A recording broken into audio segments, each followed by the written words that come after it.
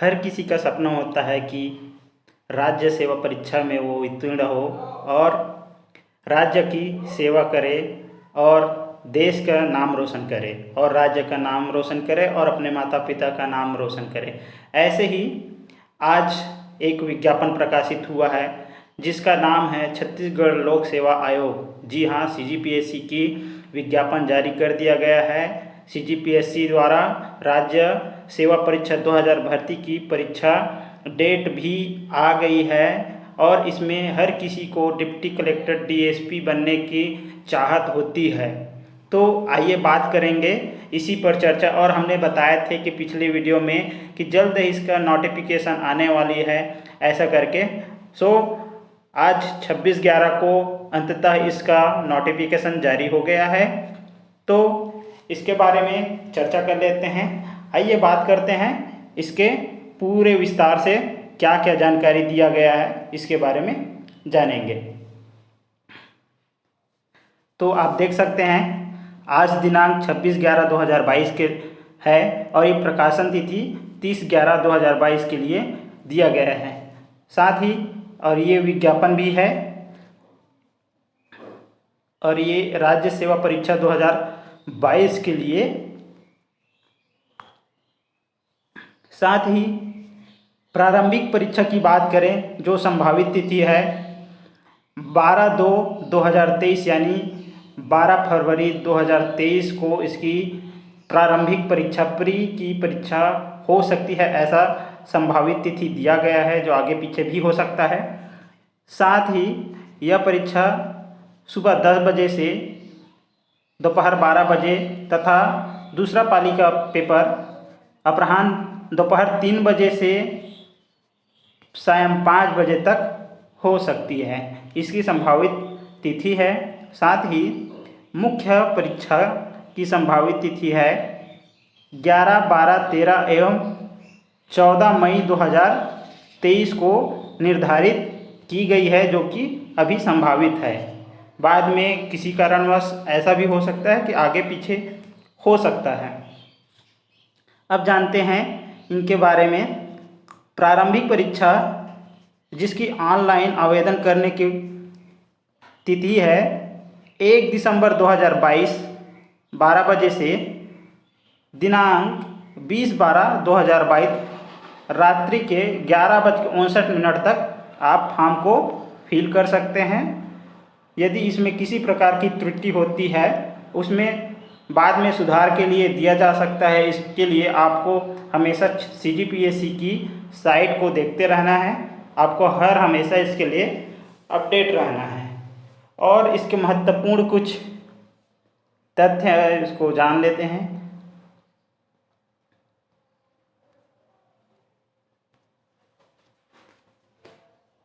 राज्य सेवा परीक्षा केवल ऑनलाइन ही स्वीकार किए जाएंगे, ये महत्वपूर्ण तथ्य में दिया गया है। किसी भी प्रकार के मैनुअल अथवा डाक द्वारा आवेदन पत्र आयोग को स्वीकार नहीं किया जाएगा।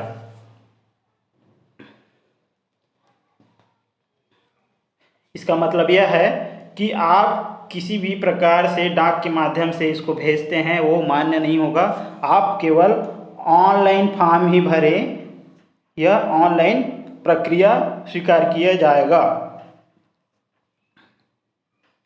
दूसरा देखते हैं, परीक्षा के लिए आवेदन करने वाले अभ्यर्थी को यह सुनिश्चित कर लेना चाहिए कि परीक्षा में प्रवेश हेतु सभी पात्रता व शर्तों को पूरा करते हैं। सभी शर्तों व पात्रता को पूरा करने वाले अभ्यर्थी ही इसके लिए पात्र होंगे। यदि आप इनके लिए एलिजिबिलिटी नहीं रखते हैं तो आप नहीं भर सकते, यह यहाँ पर सुनिश्चित कर सकते हैं आप। और इसके लिए आप देख सकते हैं पूरी जानकारी आप CGPSC की वेबसाइट से आप इसको डाउनलोड भी कर सकते हैं। साथ ही इसमें थोड़ा सा और कुछ बता देते हैं। अभ्यर्थी को प्रवेश पत्र जारी करने का अर्थ यह नहीं होगा कि उसकी अभ्यर्थी आयोग द्वारा अंतिम रूप से स्वीकार कर ली गई। लिखित परीक्षा साक्षात्कार हेतु अभ्यर्थी के चिन्हांकन के बाद ही आयोग का पात्रता शर्तों की जांच करता है। यानी कि आपको एडमिट कार्ड आ गया तो आप इसके लिए एलिजिबल हो गए हैं, ऐसा नहीं होगा। आपको प्री लिखित परीक्षा साथ ही साक्षात्कार इंटरव्यू देना होगा। उसमें यदि आप चयनित होते हैं तभी जाकर आपको इसके लिए पात्र घोषित किया जाएगा।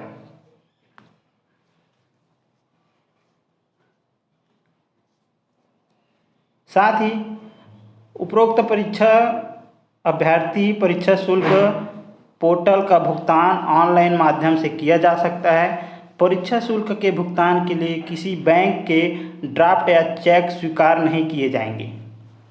यदि किसी प्रकार से इसका शुल्क लिया जाता है तो आप परीक्षा शुल्क के लिए बैंक या बैंक ड्राफ्ट अथवा चेक का उपयोग नहीं कर सकते। ये मान्य नहीं होगा, ओनली ऑनलाइन पेमेंट ही आपको करना होगा।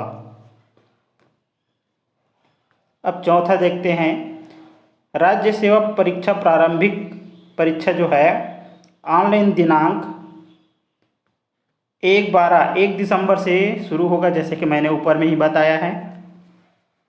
साथ ही ये 20 दिसंबर तक चलेगा और साथ ही इसका वेबसाइट है जो आप देख सकते हैं www.psc.cg.gov.in पर उपलब्ध लिंक के माध्यम से आप जाकर देख सकते हैं। आप इसमें इसका PDF भी वहाँ से ले सकते हैं।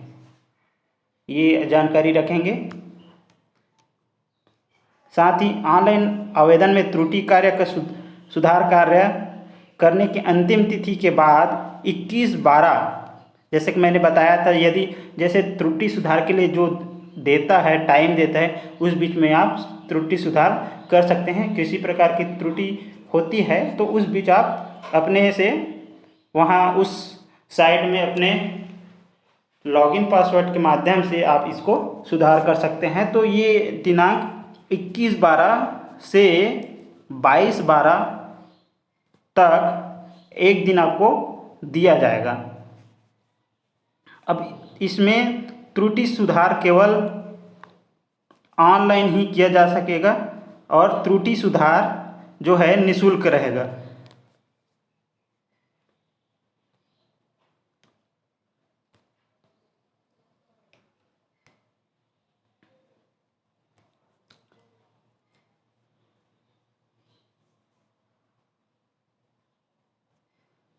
छठवां देखेंगे, ऑनलाइन आवेदन में सशुल्क त्रुटि सुधार का कार्य निःशुल्क त्रुटि सुधार करने की अंतिम तिथि के बाद यदि 23/12/2022 को और 24/12 को तक करते हैं तो उक्त शुल्क त्रुटि सुधार के लिए 500 रुपये शुल्क लिया जाएगा।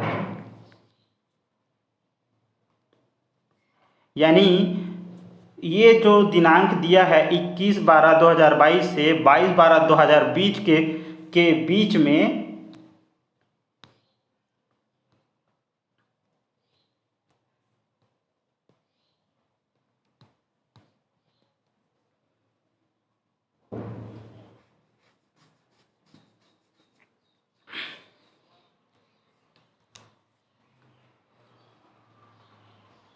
छठवां देखेंगे, ऑनलाइन आवेदन सशुल्क त्रुटि सुधार का निःशुल्क त्रुटि सुधार करने की अंतिम तिथि के बाद 23/12/2022 से 24/12/2022 तक किया जाएगा।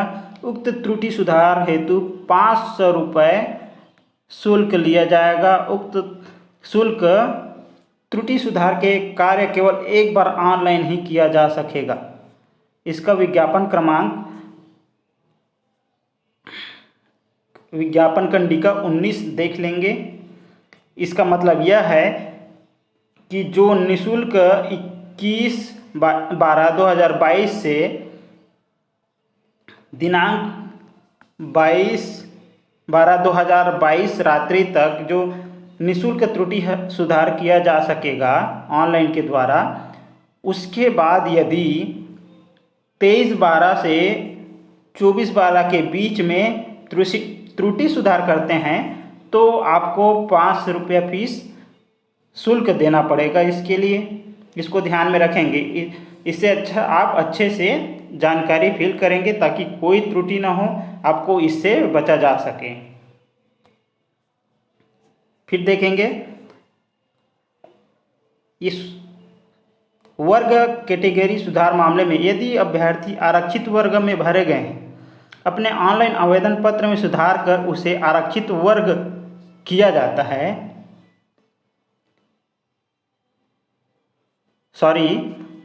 अनारक्षित वर्ग किया जाता है तथा मूल निवास में नहीं विकल्प दिया जाता है, तो उस शुल्क के अंतर की राशि का भुगतान करना होगा। किंतु पूर्व में छत्तीसगढ़ के मूल निवासी या मूल निवास विकल्प में नहीं दर्शित करने वाले अभ्यर्थी के मामले में अनारक्षित वर्ग के रूप में भरे गए ऑनलाइन आवेदन पत्र को आरक्षित वर्ग में परिवर्तन की स्थिति में शुल्क अंतर की राशि वापस नहीं की जाएगी। इसका मतलब आपको समझा देता हूँ।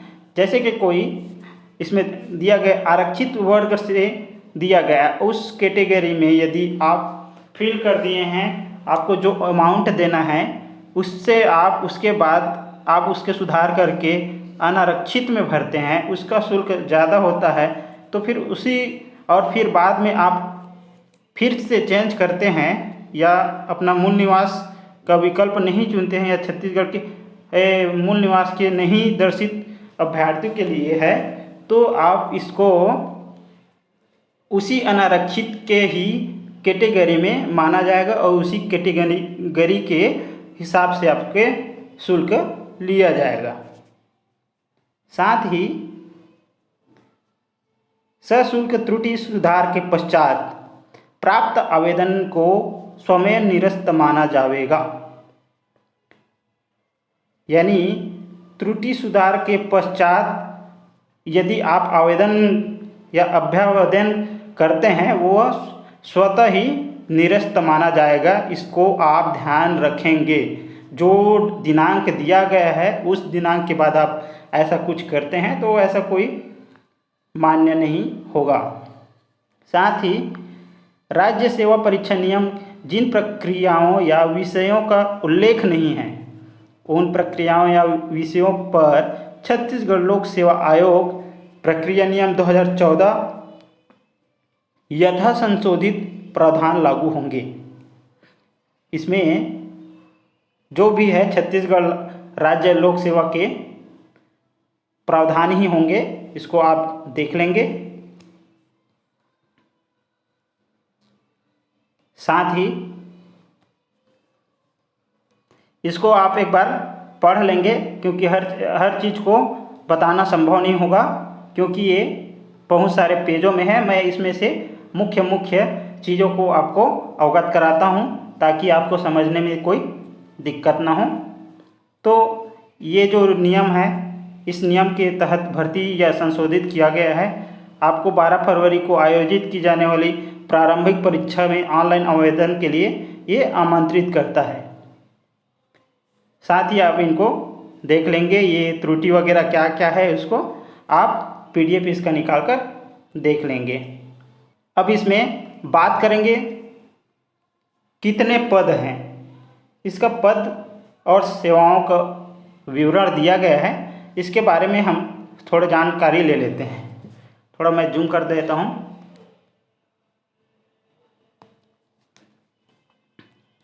तो पिछले टाइम हमारे पास CGPSC द्वारा 175 पदों के लिए भर्ती की गई थी और इस बार 189 पदों पर, और मैंने बताया था पिछले वीडियो में 190 पदों पर भर्ती हो सकती है और मैंने संभावित भी बताया था कि जैसे कि 20 के आसपास भी प्रशासनिक सेवा के लिए भर्ती ली जा सकती है। आइए इसके बारे में बात करते हैं। थोड़ा और जूम कर देता हूँ।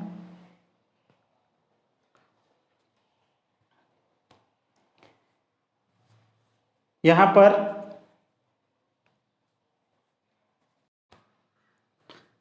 इसमें पहला है जो राज्य प्रशासनिक सेवा जिला उप जिला अध्यक्ष सामान्य प्रशासन विभाग, जो DC का है, डीसी। साथ ही राज्य वित्त सेवा अधिकारी का, इसमें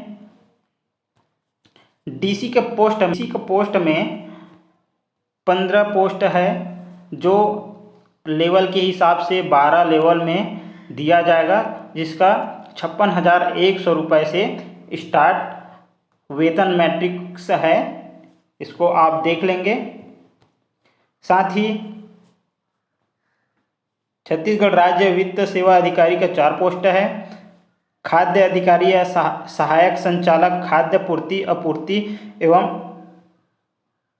उपभोक्ता संरक्षण विभाग 2 पद है।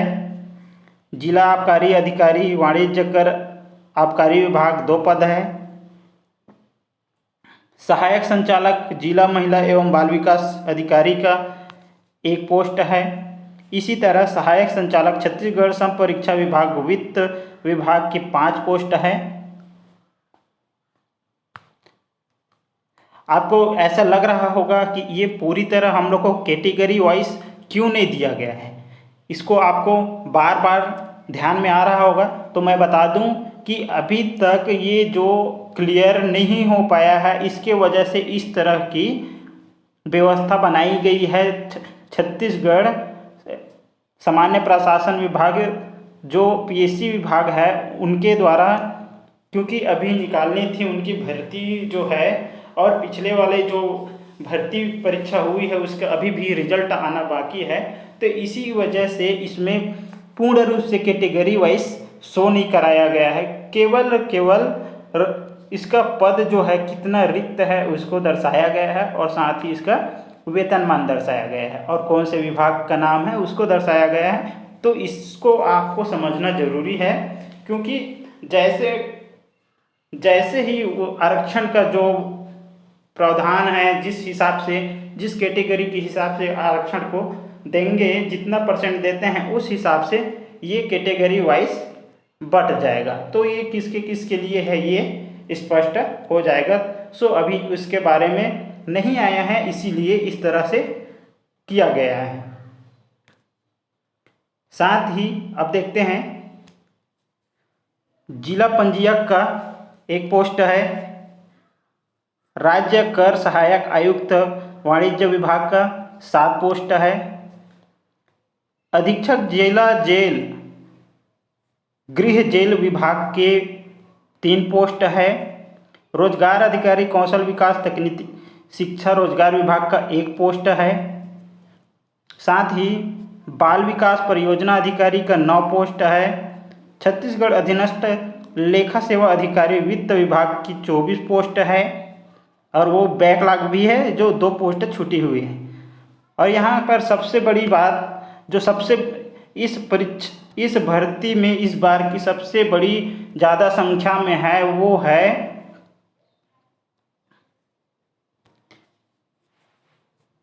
यहाँ 13 नंबर में देखेंगे नायब तहसीलदार, जो राजस्व एवं आपदा प्रबंधन विभाग की ओर से है, और यह विभाग सबसे ज़्यादा 70 पदों पर भर्ती कर रही है, और इसका लेवल भी 8 स्तर पर है। आप देख लेंगे इसका वेतनमान 35,400 से स्टार्ट होती है, जो कि अभी नई तहसील जारी हुए हैं और अभी अस्तित्व में आए हैं, उसके हिसाब से नायब तहसीलदार का भी पोस्ट बढ़ा हुआ है। तो आप इस चीज़ को ध्यान में रखेंगे, इसमें आपको जाने का इस बार सबसे बड़ा मौका है।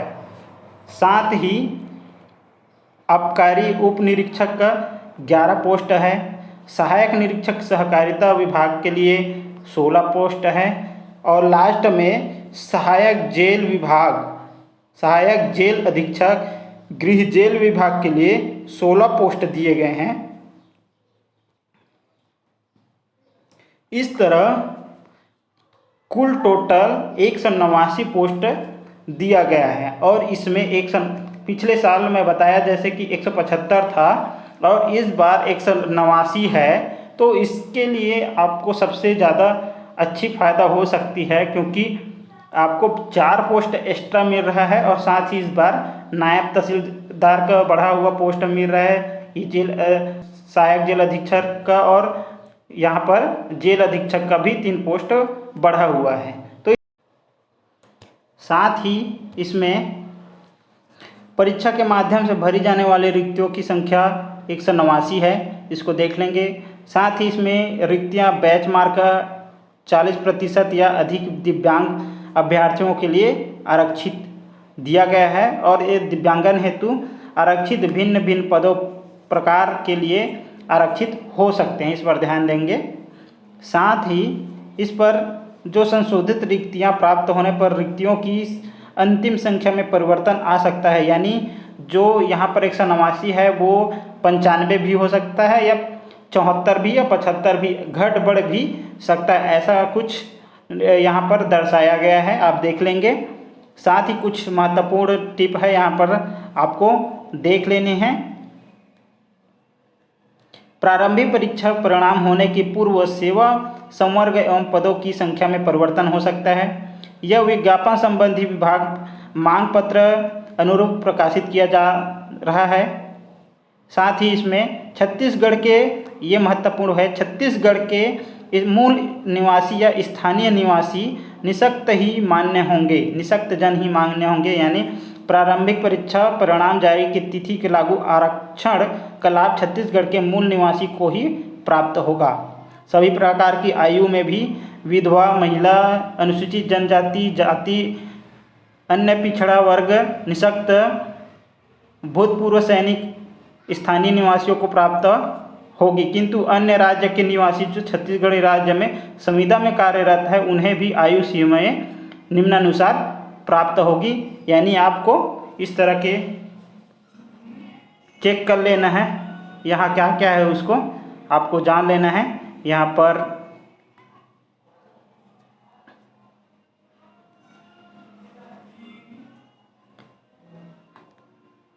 इसको देख लेंगे एक बार आप अच्छे से, क्योंकि इसका नोटिफिकेशन जारी हो गया है, तो CGPSC की जो वेबसाइट है उसमें जाकर आपका इसका आप PDF भी ले सकते हैं। मैं इसमें से कुछ महत्वपूर्ण चीज़ों को आपको बता देता हूं जो हमारे जानने लायक हैं। साथ ही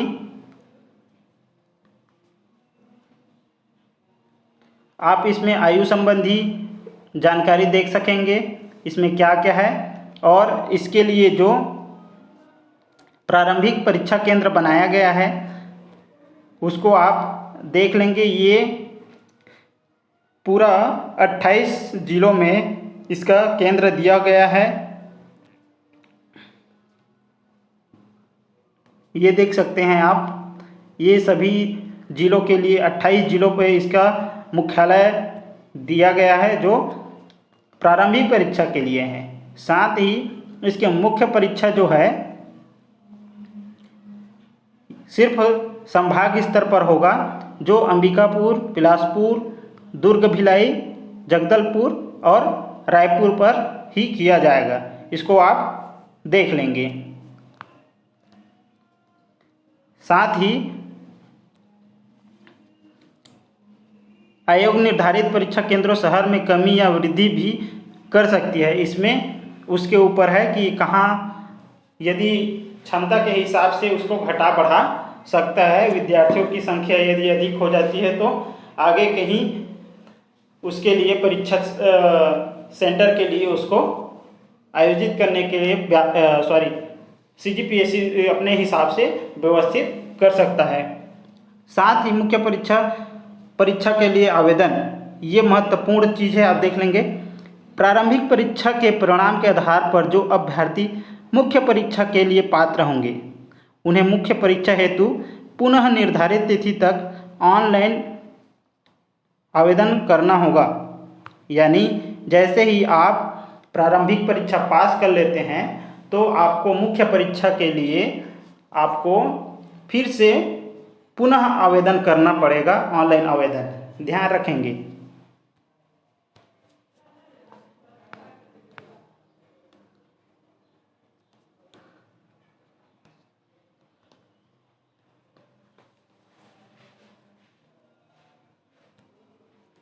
यहाँ देखेंगे न्यूनतम शैक्षणिक योग्यता। अभ्यर्थी के पास भारत में केंद्रीय राज्य विधानमंडलों के अधिनियम निगमित या समाविष्ट विश्वविद्यालयों में किसी भी विश्वविद्यालय की संसद में के किसी अधिनियम द्वारा स्थापित या विश्वविद्यालय के अनुदान आयोग अधिनियम 1956 की धारा 3 के अधीन विश्वविद्यालय मानी गई किसी भी शैक्षणिक संस्था की उपाधि डिग्री होने चाहिए अथवा उसके समकक्ष होने चाहिए। वो क्या है समझ लेते हैं। साथ ही ऐसे अभ्यर्थी जो परीक्षा में बैठेंगे या जिसमें उत्तीर्ण होने की आयोग की इस परीक्षा के लिए शैक्षणिक अर्ह हो जाएंगे किंतु जिन्हें परिणाम की जानकारी नहीं हुई है, ऐसे अभ्यर्थी जो अर्हकारी परीक्षा में बैठना चाहते हों वे प्रारंभिक परीक्षा में प्रवेश के पात्र होंगे। ऐसे समस्त अभ्यर्थी जो आयोग द्वारा राज्य सेवा मुख्य परीक्षा के लिए अर्ह घोषित किए हों, मुख्य परीक्षा के लिए अपने आवेदन पत्र के साथ वांछित परीक्षा उत्तीर्ण करने के प्रमाण प्रस्तुत करने की अनिवार्यता होगी। साथ ही ऐसे अभ्यर्थी जिनके पास ऐसी व्यावसायिक तथा तकनीकी अर्हताएं हैं जो छत्तीसगढ़ राज्य द्वारा व्यावसायिक तथा तकनीकी उपाधि के समकक्ष रूप में मान्यता प्राप्त हो, परीक्षा में प्रवेश के पात्र होंगे। इसका मतलब यह है कि यदि आप स्नातक कर रहे हैं और वह द्वितीय वर्ष की परीक्षा जो है सफल हो चुकी है एवं फाइनल ईयर में है, वे भी कैंडिडेट इसमें भाग लेने के लिए पात्र हो सकते हैं। साथ ही आपको इसमें ध्यान देना होगा कि ये जो आयु की गणना है ये अभ्यर्थियों के राज्य सेवा परीक्षा 2000 के लिए न्यूनतम एवं अधिकतम आयु जिसके लिए आगे उल्लेख के अनुसार सीमा में छूट की शामिल है, जो गणना दिनांक 1/1/2022 के संबंध में की जाएगी। अतः अभ्यर्थी आवेदन करने के पूर्व यह सुनिश्चित कर लें कि उक्त तिथि के परीक्षा में सम्मिलित होने के लिए निर्धारित जो आयु दी गई है उसके लिए आप एलिजिबल है या नहीं, इसके लिए आप देख सकते हैं। वैसे तो इसके लिए 21 वर्ष की आयु को मान्यता प्राप्त है, जो इसके लिए पात्रता है वो 21 वर्ष की आयु के लिए दिया गया है। साथ ही इसमें आप आयु की जो छूटे हैं, जो सीमा है, और ये अनुसूचित जनजाति और अनुसूचित जाति और पिछड़ा वर्ग क्रीमी लेयर के लिए जो आयु उच्च सीमा है जो 5 वर्ष से अधिक नहीं होगी, यानी शिथिलनी नहीं होगी, यानी 5 वर्ष से ज़्यादा नहीं होनी चाहिए। और कोई भी अभ्यर्थी छत्तीसगढ़ के पूर्व सैनिक हो या अपने आयु में उसके द्वारा पूर्व में की गई समस्त प्रतिरक्षा सेवा की कालावधि कम करने की अनुज्ञा दी जाए, यदि बशर्ते इसके परिणाम स्वरूप जो आयु हो वह उच्चतर आयु सीमा के 3 वर्ष अधिक न हो। जो भी आयु यहाँ छूट के स्तर पर रखा गया है उस स्तर से 3 वर्ष अधिक न हो, ऐसा बोला गया है। अब इसका तीसरा पॉइंट है, छत्तीसगढ़ शासन के स्थायी या अस्थायी शासकीय सेवकों तथा छत्तीसगढ़ राज्य के मंडल निगम के कर्मचारियों की अधिकतम आयु 33 वर्ष से अधिक नहीं होनी चाहिए। यह रियायत आकस्मिकता निधि के वेतन पाने वाले कर्मचारी, कार्यभारित कर्मचारी, परियोजना कार्यान्वयन समिति के अंतर्गत कार्य कर्मचारी को भी अनुज्ञेय होगी। यानी आपका जो 33 वर्ष की आयु है उसमें से आपको अधिकतम छूट की इतना हो सकती है 5 वर्ष इसके बाद आपको मिल सकती है। आप इसको अच्छी तरह देख लेंगे। यदि आपकी उम्र अभी 33 है और यदि आप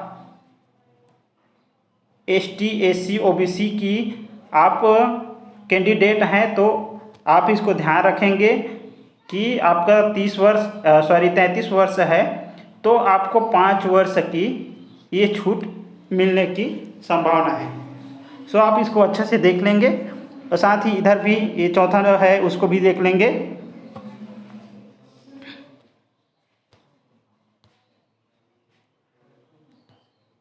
नीचे देखेंगे इसका स्पष्ट छटनी दिया गया है, उसको आप अच्छे से तैयारी या इसका जो भी दिया गया है उसको अच्छे से देख लेंगे। यहाँ पर 5वां कॉलम में दिया गया है स्वयं सेवी होमगार्ड के मामले में दिया गया है ना। जैसे कि होमगार्ड के जो सेवा देने वाले हैं उसके लिए 8 वर्ष की सीमा के अध्ययन रहते हुए शिथिल किया जाएगा। उसके लिए भी ये 33 वर्ष से अधिक नहीं होनी चाहिए। इस प्रकार इसमें प्रक्रिया दिया गया है, इसको आप देख लेंगे, इसका विज्ञापन अच्छे से पढ़ लेंगे, उसके बाद ही इसको भरेंगे। साथ ही छत्तीसगढ़ की निवासी महिलाओं के लिए उच्चतर आयु 10 वर्ष की छूट होगी। इसमें छत्तीसगढ़ के विधवा महिला प्रत्येकता महिला अभ्यर्थी के लिए 5 वर्ष की छूट प्राप्त होगी। साथ ही इसमें मूल निवासी आदिम जाति, अनुसूचित जाति एवं अन्य पिछड़ा वर्ग कल्याण विभाग के लिए जो अंतरजातीय विवाह प्रोत्साहन हुए हैं उसके लिए 5 वर्ष की छूट दी जाएगी। इस तरह आप देख लेंगे इसकी आयु सीमा। अब देखेंगे सी, जो मेन टॉपिक है उसके बारे में मैं बता देता हूँ।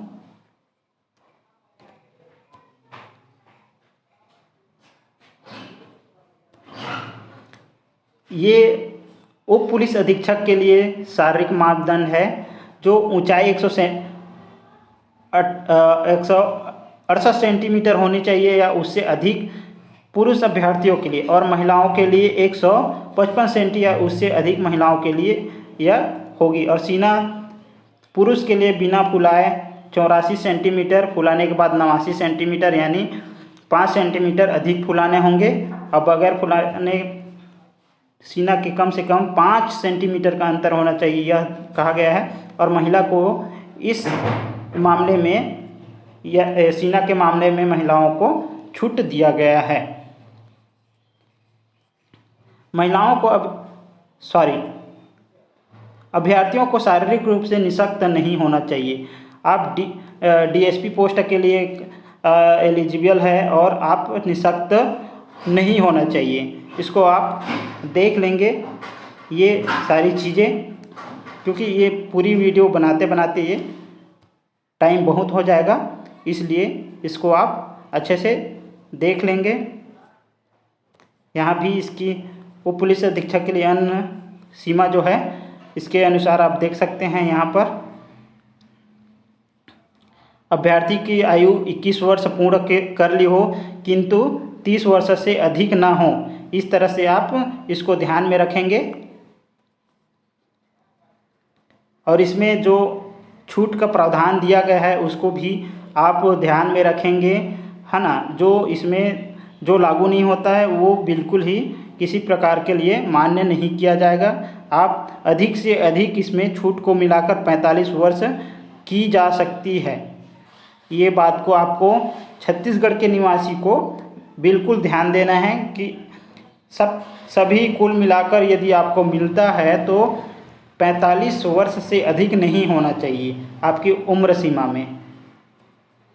और यहाँ पर देख सकते हैं कि वही चीज़ यहाँ पर भी बताया गया है, आप यहाँ पर भी अच्छे से देख सकते हैं। आप नोटिफिकेशन को अच्छे से देख लेंगे, उसी के बाद ही आप फॉर्म को भरेंगे। इसका फॉर्म जो है 1 दिसंबर से शुरू होने वाली है, जैसे कि मैंने बताया। साथ ही इसका बी ऑप्शन है आयु सीमा में छूटे की जो है 45 वर्ष की, अभी भी मैंने बताया, और उसको अच्छे से अवलोकन कर लीजिएगा। साथ ही इसके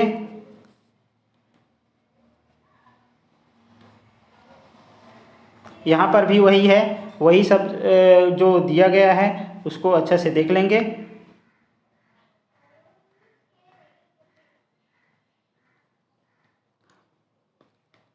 अब बात करेंगे, ये शारीरिक मानदंड है जो उनके नियम हैं।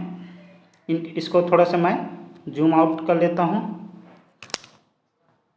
जूम इन कर लेता हूँ थोड़ा सा। इस तरह से उप पुलिस अधीक्षक के लिए पुरुष के लिए 68 सेंटीमीटर है, महिलाओं के लिए 55 सेंटीमीटर है, और पुरुष के लिए फुला के बिना फुलाए जो है 84 सेंटीमीटर और फुलाने के बाद जो है 89 सेंटीमीटर। इस सीना में 5 सेंटीमीटर के अंतर होने चाहिए। जिला आबकारी अधिकारी जो है जिसके लिए 163 सेंटीमीटर होने चाहिए, महिलाओं के लिए 152.4 सेंटीमीटर होने चाहिए। वही सहायक जल अधीक्षक के लिए 165 सेंटीमीटर एवं 155 सेंटीमीटर होनी चाहिए। और जिला सेनानी के 165 और सेम ही है ये महिलाओं के लिए 1.55 सेंटीमीटर जो है। और अधीक्षक जिला जेल के लिए 168 सेंटीमीटर होना चाहिए।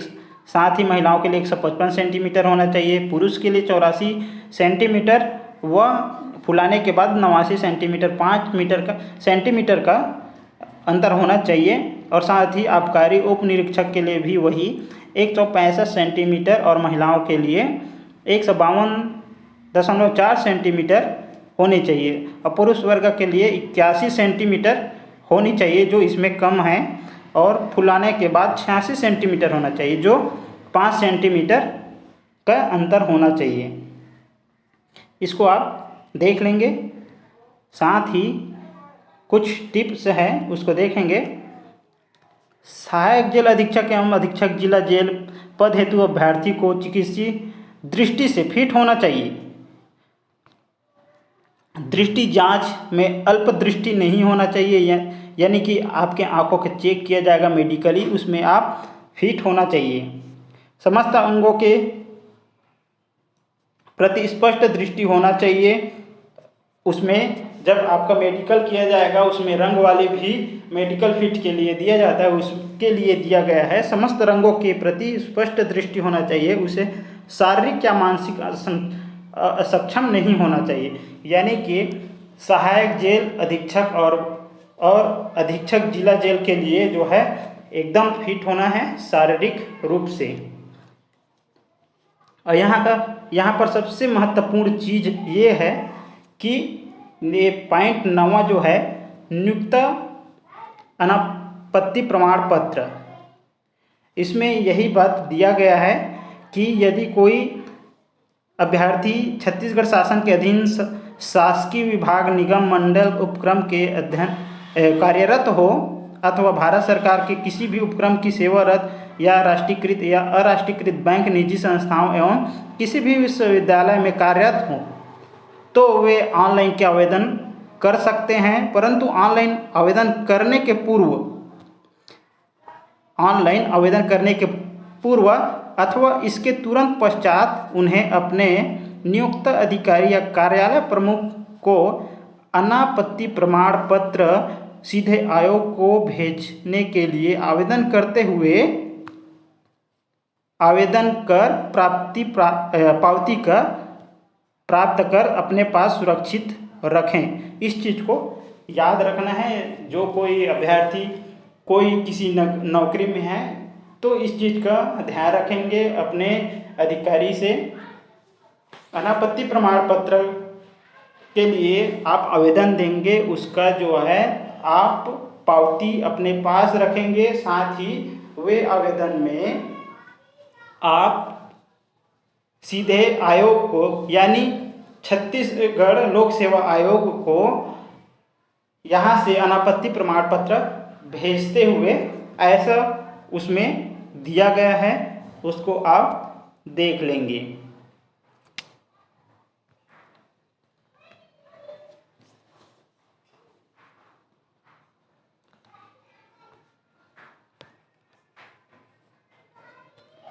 यहाँ पर भी वही दिया गया है। ऐसे अभ्यर्थियों अगवा आयोग द्वारा साक्षात्कार के लिए आमंत्रित किया जाता है। पूर्व में नियुक्ति अधिकारी कार्यालय को अनापत्ति प्रमाण पत्र जारी प्रस्तुत की उक्त आवेदन नियुक्ति को वहाँ पर आपको उस दिन आवेदन प्राप्ति की तिथि की भी अंकित हो प्रस्तुत करना होगा, यानी कि आप जो कार्यालय प्रमुख से अनापत्ति प्रमाण पत्र जो भेजे रहेंगे उसको आपको शो करना पड़ेगा। ये अनापत्ति प्रमाण पत्र प्रस्तुत करने में यदि असफल हो जाते हैं तो साक्षात्कार के लिए उनका जो बुलाया जाएगा, परंतु वो उसके लिए आप अपात्र माने जा सकते हैं यदि आपके पास अनापत्ति प्रमाण पत्र नहीं रहेगा। तो इस चीज़ के लिए ध्यान देंगे आप। साथ ही यहाँ पर और 10वां पॉइंट देख लेंगे। इसके लिए छूट केवल जो है छत्तीसगढ़ के निवासियों के लिए रहेगा, है ना। इसके लिए आप किसी और अन्य राज्य से इस प्रकार की कोई छूट की उम्मीद नहीं रखेंगे। यहाँ पर समस्त आरक्षित वर्ग के अभ्यर्थी स्पष्ट रूप से सूचित किया जाता है। आप देख लेंगे इसको।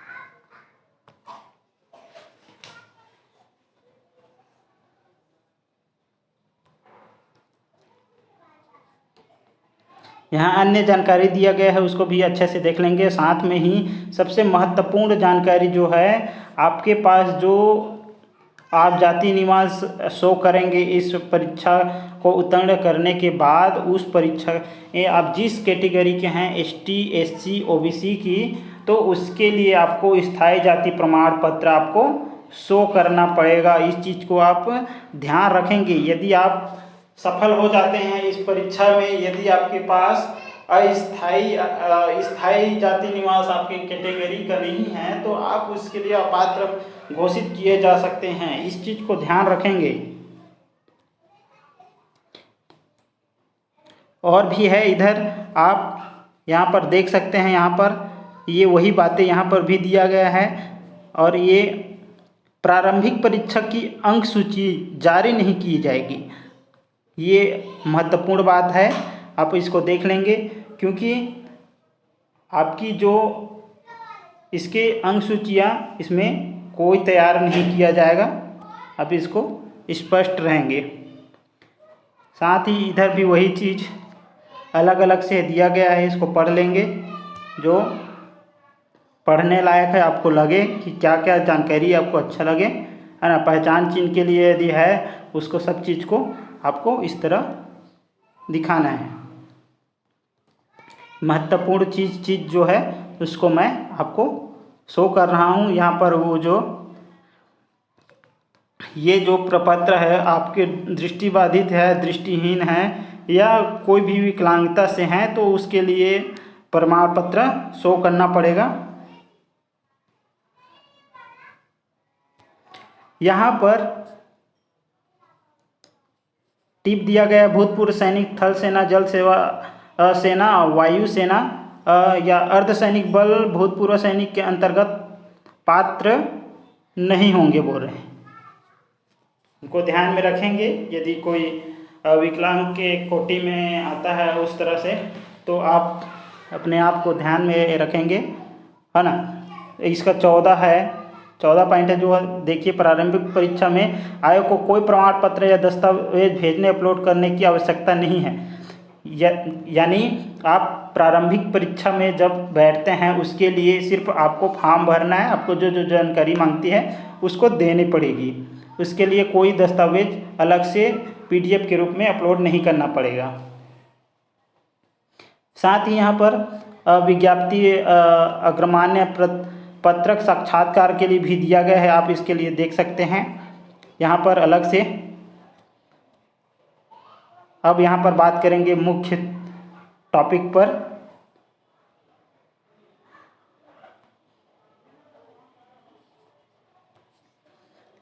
ऑनलाइन आवेदन के शुल्क में ये सबसे महत्वपूर्ण चीज़ है। यहाँ पर पहला पॉइंट में है, छत्तीसगढ़ राज्य के बाहर निवासी आवेदकों के लिए 400 रुपये आवेदन शुल्क देय होगा। छत्तीसगढ़ राज्य के स्थानीय निवासी आवेदकों से कोई परीक्षा शुल्क नहीं लिया जाएगा। इससे आपको स्पष्ट होना चाहिए। यदि कोई छत्तीसगढ़ के बाहर से जो कैंडिडेट यहाँ एग्ज़ाम के लिए अप्लाई करते हैं, उसके लिए 400 रुपये परीक्षा फीस देनी पड़ेगी ऑनलाइन।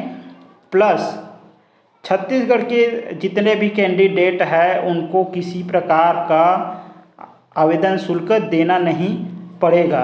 सभी अभ्यर्थियों के लिए ऑनलाइन आवेदन के लिए पोर्टल शुल्क प्लस GST शुल्क देय होगा। किंतु सुशुल्क त्रुटि सुधार की प्रक्रिया में त्रुटि सुधार शुल्क तथा पेमेंट गेटवे शुल्क निर्धारित दर पर अनुसार अभ्यर्थी को दे होगा। जैसे कि मैंने ऊपर ही पूरा उसका महत्वपूर्ण जो बातें थी उसको सार में बताया था, उसको मैंने विश्लेषण से समझा दिया था, उसमें आप देख लेंगे। और साथ ही यहाँ पर एक बात आप समझ लेना है कि यहाँ पर कहा गया है कि अब ऑनलाइन आवेदन के लिए पोर्टल शुल्क और जीएसटी शुल्क लागू होगा, इसको ध्यान रखेंगे।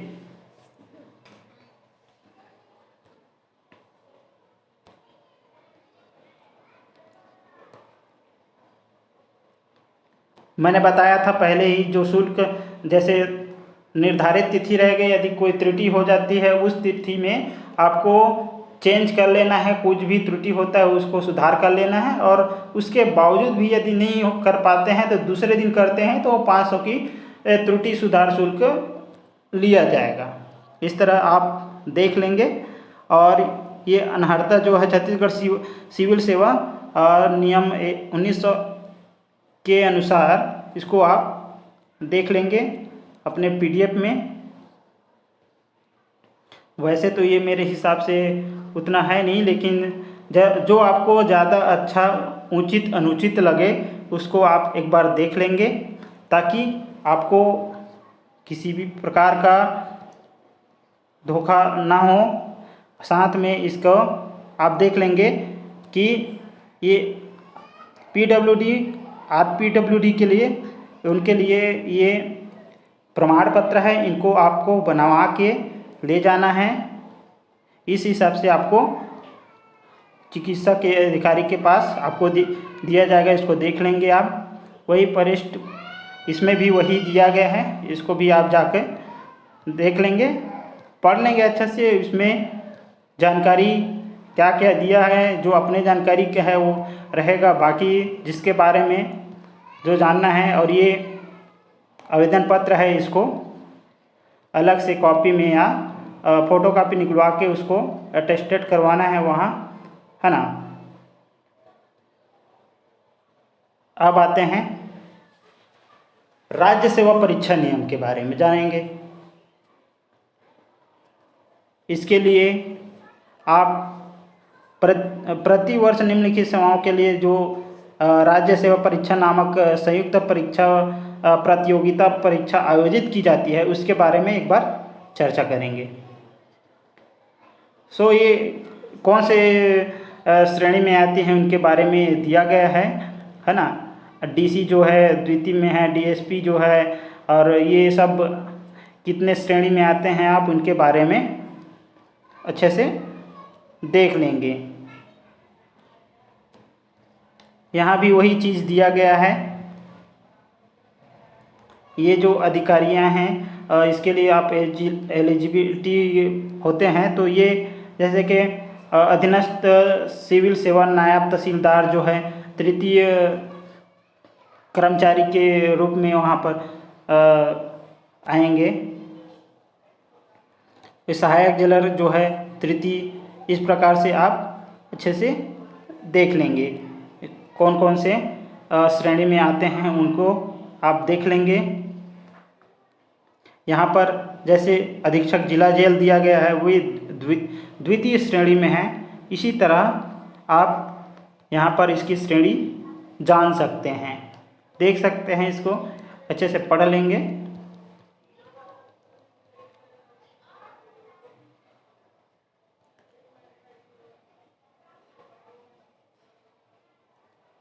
इसमें वही दिया गया है पूरे स्पष्ट रूप से, आपको इसके शैक्षणिक पात्रता के जो भी है उसको अच्छे से पढ़ लेंगे, क्या क्या है, आप कौन कौन से हैं इसको अच्छे से एक बार देख लेंगे।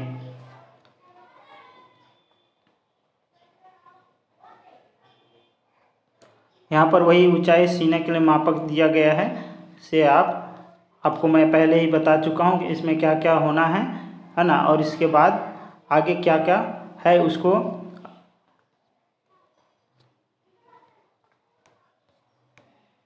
अब बात करते हैं। परीक्षा योजना के बारे में बात करेंगे। परीक्षा योजना प्रारंभिक परीक्षा प्रारंभिक परीक्षा जो वस्तुनिष्ठ प्रकार के होंगे, इसको ध्यान देंगे। प्रारंभिक परीक्षा जो वस्तुनिष्ठ प्रकार के होंगे, प्रारंभिक परीक्षा में 2 घंटे की अवधि होगी, जिसमें 2 अनिवार्य प्रश्न होंगे। दोनों प्रश्न पत्र वस्तुनिष्ठ यानी ऑब्जेक्टिव टाइप के क्वेश्चन एवं मल्टीपल चॉइस के होंगे। प्रत्येक प्रश्न के उत्तर में 4 विकल्पीय 4 चॉइस होंगे, जिसमें से सही उत्तर की पहचान करनी होगी। गलत उत्तर देने पर नकारात्मक अंक भी दिए जा सकेंगे। आपको इसमें आप किसी क्वेश्चन का आप नकारात्मक जवाब देते हैं, उसमें आपका माइनस मार्किंग का प्रावधान दिया गया है। इस चीज़ को ध्यान में रखेंगे। प्रथम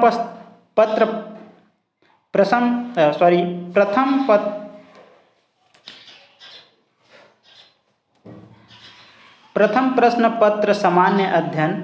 प्रश्न 100 अंक। प्रश्न 100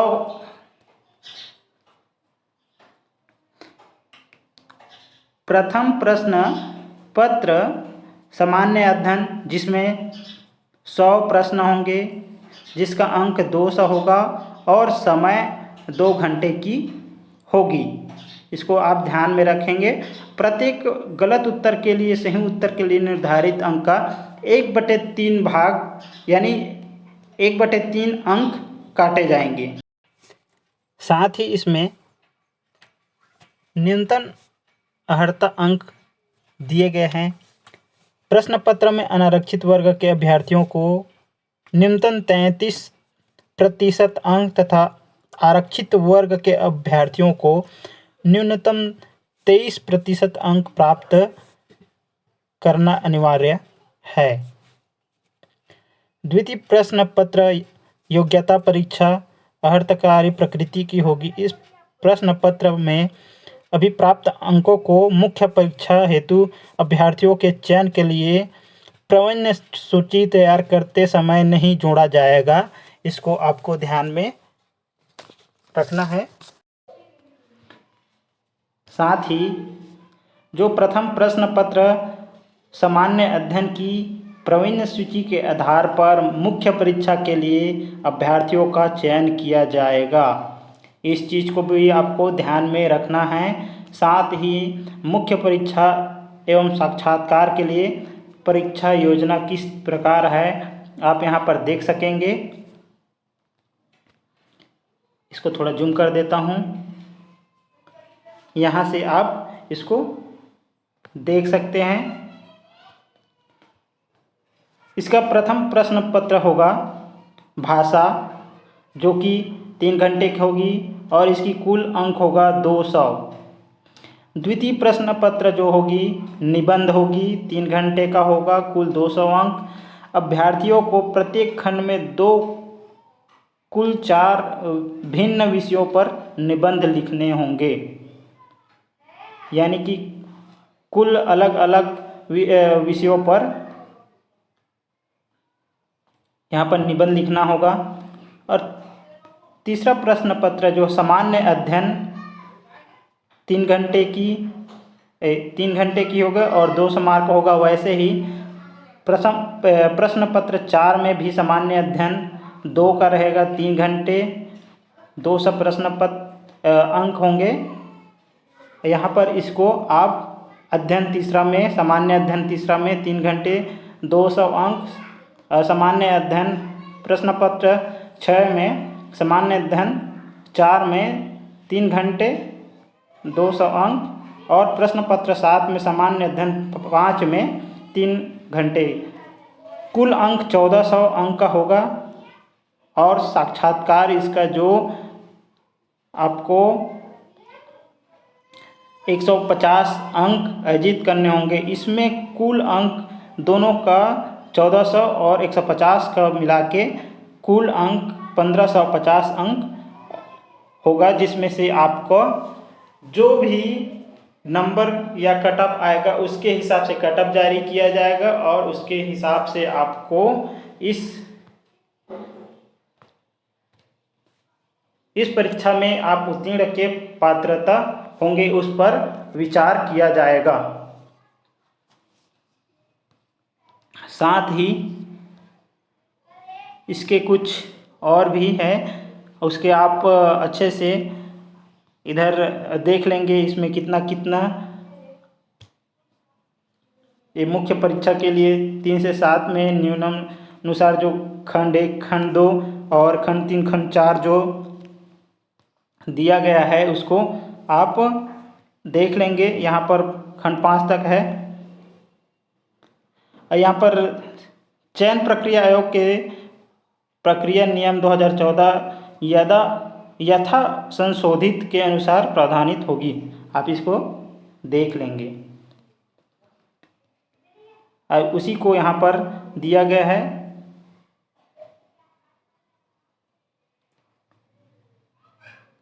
इंग्लिश में, इंग्लिश वाले आप इसको देख सकते हैं। और ये जो इसके सबसे महत्वपूर्ण चीज़ें जो प्रविष्टि 2 में दिया गया है वो आप इसमें देख सकते हैं।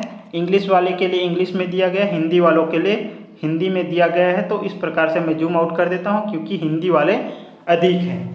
तो आप ऐसा नहीं है कि आप हिंदी के ही हैं, इंग्लिश में भी आप दोनों भाषा में को सरल बनाने के लिए आपके लिए जो सही हो आप उसको चॉइस कर सकते हैं।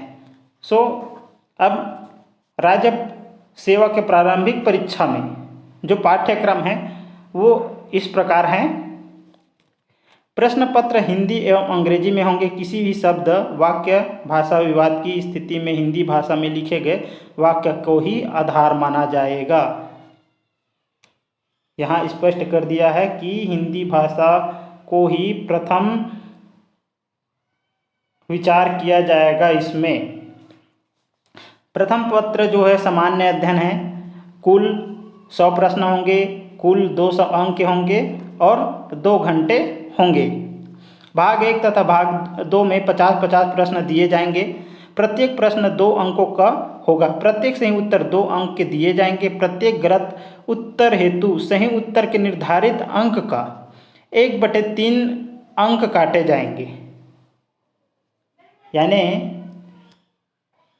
आपको इसमें 1/3 माइनस मार्किंग दिया गया है। इसको आप देख लेंगे। इसमें प्रथम भाग में है सामान्य अध्ययन, जो भारत का इतिहास एवं भारत का स्वतंत्रता आंदोलन, भारत का भौतिक, सामाजिक एवं आर्थिक भूगोल, भारत का संविधान एवं राज्य व्यवस्था कॉन्स्टिट्यूशन से दिया गया है। यहाँ इकोनॉमिक्स से भारत का अर्थव्यवस्था। यहाँ जर्नल साइंस में दिया है सामान्य विज्ञान एवं प्रौद्योगिकी, भारतीय दर्शन, कला, साहित्य एवं संस्कृति, समसामयिक घटनाएं एवं खेल।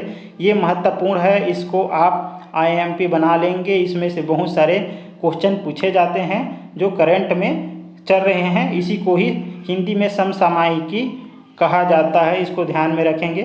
साथ ही इसका पर्यावरण भी इसी में संलग्न है। इसका भाग 2 में छत्तीसगढ़ का सामान्य ज्ञान रहेगा। छत्तीसगढ़ का इतिहास, स्वतंत्रता आंदोलन वही है जो भारत का है। वो छत्तीसगढ़ का भूगोल, जलवायु, दशाएं, जनगणना, पुरातात्विक। और ये तीसरा रहेगा छत्तीसगढ़ के संगीत, नृत्य, कला, सांस्कृतिक, जनौला, मुहावरे, जो भी है उसको आप अच्छे से तैयारी कर लेंगे। और छत्तीसगढ़ की जनजातियाँ, विशेष परंपराएं, यहाँ की तीज त्यौहार क्या है इसके बारे में, यहाँ के खनिज संपदा, वन, कृषि, अर्थव्यवस्था जो है उसके बारे में जान लेंगे। छत्तीसगढ़ के प्रशासनिक ढांचा, स्थानीय शासन एवं पंचायती राज में से आने की संभावना अधिक रहती है, इस चीज़ को ध्यान में रखेंगे। छत्तीसगढ़ में ऊर्जा, जल, खनिज संसाधन हैं। छत्तीसगढ़ की समसामयिक घटनाएं, जैसे कि मैंने बताया कि वो भारत की या विदेशों की समसामयिक करंट अफेयर्स हो सकती है, उसी में आपको ये महत्वपूर्ण ध्यान देना है। इसको भी ऐसा कि नहीं है कि इन सभी को भी ध्यान नहीं देना है, इन सभी को भी उतना ही तैयारी करना है जितना कि समसामयिकी को, करंट अफेयर्स को आपको ध्यान देना है। यानी कि आपको पूर्ण रूप से अच्छे से तैयार करके जाना है। यहाँ पर प्रश्न पत्र 2 जो योग्यता परीक्षा है, यह प्रश्न 100 अंक का होगा। अंक जो दोसा होगी और 2 घंटे की अवधि होगी। इसमें भी वही प्रावधान है, प्रत्येक प्रश्न 2 अंकों का होगा, सही उत्तर में 2 अंक दिए जाएंगे। प्रत्येक गलत उत्तर में सही उत्तर के लिए निर्धारित अंक का 1/3 अंक काटे जाएंगे। इसको ध्यान में रखेंगे। इसमें क्या क्या दिया जा सकता है इसको ध्यान में रखेंगे। संचार कौशल, साहित्य, पारस्परिक कौशल, तार्किक तर्क, विश्लेषणात्मक क्षमता, निर्णय निर्माण और समस्या निवारण, सामान्य मानसिक योग्यता, और इसको आप देख लेंगे। साथ में हिंदी भाषा ज्ञान का जो 10वीं स्तर का होगा, इसको भी आप ध्यान में रखेंगे। ये चार्ट वगैरह जो है ये गणित का है, जो इसको आप तर्क शक्ति के रूप में वहाँ देंगे, उसको ध्यान में रखेंगे। सबसे महत्वपूर्ण बात है यहाँ पर छत्तीसगढ़ी भाषा का ज्ञान का जो हिंदी भाषा ज्ञान और छत्तीसगढ़ी भाषा से संबंधित प्रश्न उसी भाषा में होंगे, इसका अनुवाद उपलब्ध नहीं होगा, इसको भी ध्यान में रखेंगे। ये था इसके बारे में पूरी चर्चा। अब आप इसके बारे में राज्य जो मुख्य परीक्षा होनी है, मुख्य परीक्षा जो होगी उसके बारे में आप इसको देख सकते हैं। यहाँ पर ये 200 अंक की होगी, 3 घंटे की होगी। प्रश्न पत्र पहला में वही सभी में 200 अंक निर्धारित रहेंगे, जो कि 3 घंटे की होगी। यहाँ भाग 1, भाग 2, भाग 3 करके दिया गया है। सामान्य हिंदी आपके लिए रहेगा, आपका मल्टीपल चॉइस है, आप हिंदी या इंग्लिश चॉइस कर सकते हैं, वो आपके स्वेच्छानुसार ले सकते हैं। यहाँ छत्तीसगढ़ी भाषा का भी है। ये सब आप एक बार लोक प्रशासन का भाग 2 में है ना, प्रश्न पत्र 2 में, अंतर्राष्ट्रीय स्तर में, ये सब चीज़ को आपको अच्छे से तैयारी कर लेना है। प्रश्न पत्र 4 में भी देख सकते हैं, भाग 1, भाग 3, भाग 2 सामान्य विज्ञान, एम्प्लॉय एवं व्यवहारिक विज्ञान के बारे में इसमें पूरा दिया गया है। और कहीं न कहीं आपको एक ये मार्गदर्शन देने की विचारधारा है जो पीएससी छत्तीसगढ़ की, जो यहाँ पर स्पष्ट कर दिया है कि इतने को आप अच्छे से जो दिया गया है, इसको आप अच्छे से तैयारी करते हैं तो कहीं न कहीं आपके सफल होने के चांस जो है बहुत बढ़ जाते हैं। तो आपको इसीलिए इसमें से तैयारी करनी है करके दिया गया है। एक आइडिया जो है इसको आपको अच्छे से देख लेना है। आप इसका नोटिफिकेशन CGPSC gov.in से जाकर आप इसको निकाल लेंगे, इसका PDF वहाँ से देख लेंगे, तो ताकि किसी प्रकार की दिक्कत नहीं होगी समझने में, है ना। इसका सिलेबस पूरा आपको मैंने दिखा दिया है। इस तरह रही आज की पूरी जो है। और इंग्लिश वालों के लिए भी इसमें इंग्लिश का दिया गया है, आप देख लेंगे। तो आज नोटिफिकेशन जारी हुआ है और सबसे पहले हमने आपको इस तरह आपको दिया गया है, और इसके जो ऑनलाइन आवेदन करने की संबंधी जानकारी जो भी दिया गया है उसको आप पढ़ के फिल कर सकते हैं।